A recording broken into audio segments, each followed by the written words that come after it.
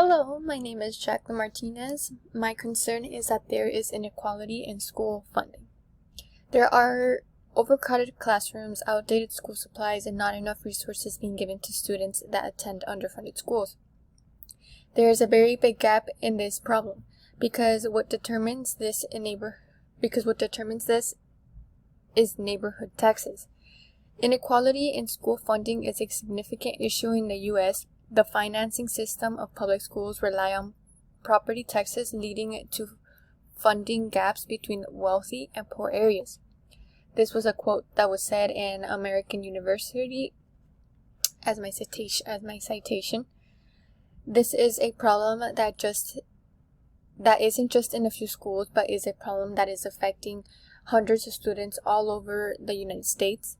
Inequality in school funding is a problem that takes away the opportunity of students that deserve a good opportunity at a better education to be able to have a better future for themselves and their families. There are many ways to improve this problem that students and teachers are facing. Looking at it through a cognitivist learning theory perspective, it points out that there is a thinking process that takes place through paying attention, being able to provide problem solving, and recognition. This is a process that allows for there to be an active way of organizing information in the brain. Being able to give students the best way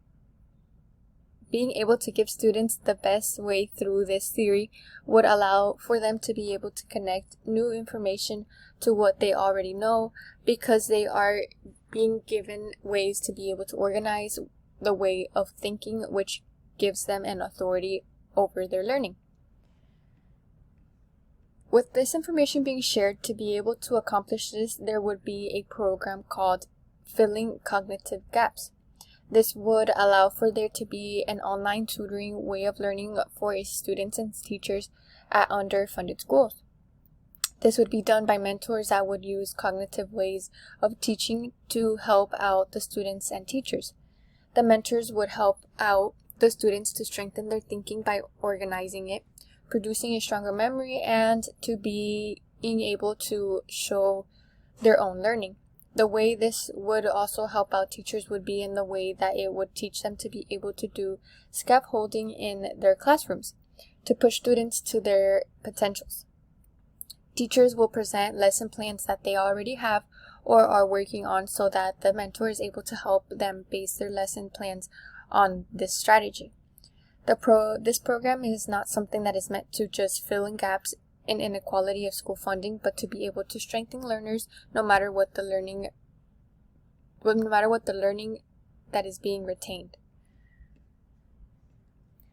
To be able to go about the program filling cognitive gaps, it is very important to be able to have what is needed to be able to accomplish it to its full potential. Investing in teacher training for a better understanding of cognitive principles, well-trained cognitive mentors to be able to teach teachers and students, help from organizations to be able to help out with tech platforms, and being able to have resources like tablets and laptops. Being able to have all of these resources would allow for there to be a long-lasting change in this problem.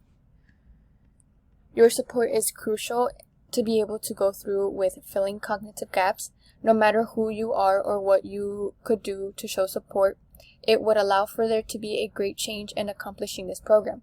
Showing support would allow for there to be multiple gaps closed on this big problem. Not only this, but would allow for there to be a smarter way of learning. As a community, we can create a better opportunity to allow students to flourish and have confidence in their thinking and thought processes.